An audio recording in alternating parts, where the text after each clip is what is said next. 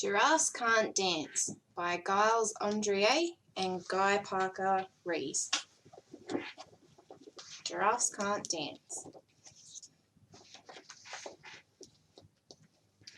Gerald was a tall giraffe whose neck was long and slim, but his knees were awfully bandy and his legs were rather thin. He was very good at standing still and munching shoots off trees, but when he tried to run around, he buckled at the knees. Now, every year in Africa, they hold the jungle dance, where every single animal turns up to skip and prance. And this year, when the day arrived, poor Gerald felt so sad, because when it came to dancing, he was really very bad. The warthogs started waltzing, and the rhinos rock and rolled. The lions danced a tango, which was elegant and bold. The chimps all did a cha-cha with a very Latin feel, and 8 baboons then teamed up for a splendid Scottish reel.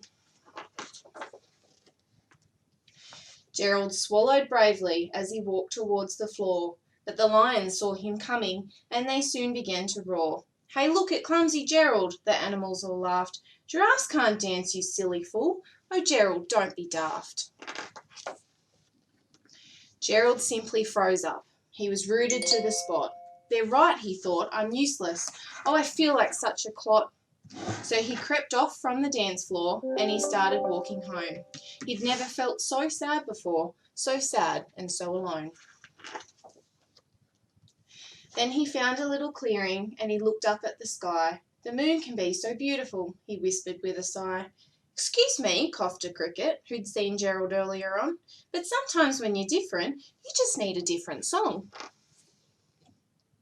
Listen to the swaying grass and listen to the trees. To me, the sweetest music is those branches in the breeze. So imagine that the lovely moon is playing just for you. Everything makes music if you really want it to. With that, the cricket smiled and he picked up his violin. Then Gerald felt his body do the most amazing thing. His hooves had started shuffling, making circles on the ground. His neck was gently swaying and his tail was swishing around. He threw his arms out sideways and he swung them everywhere.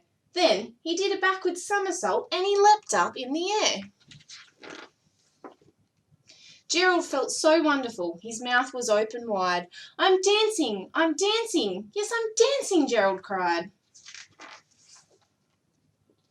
Then, one by one, each animal who'd been there at the dance arrived while Gerald boogied on and watched him quite entranced. They shouted, "It's a miracle! We must be in a dream!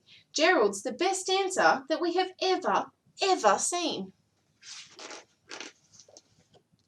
"How is it you can dance like that? Please, Gerald, tell us how."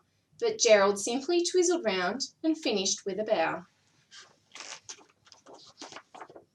Then he raised his head up and looked up at the moon and stars above. "We all can dance," he said, "when we find the music that we love." The end.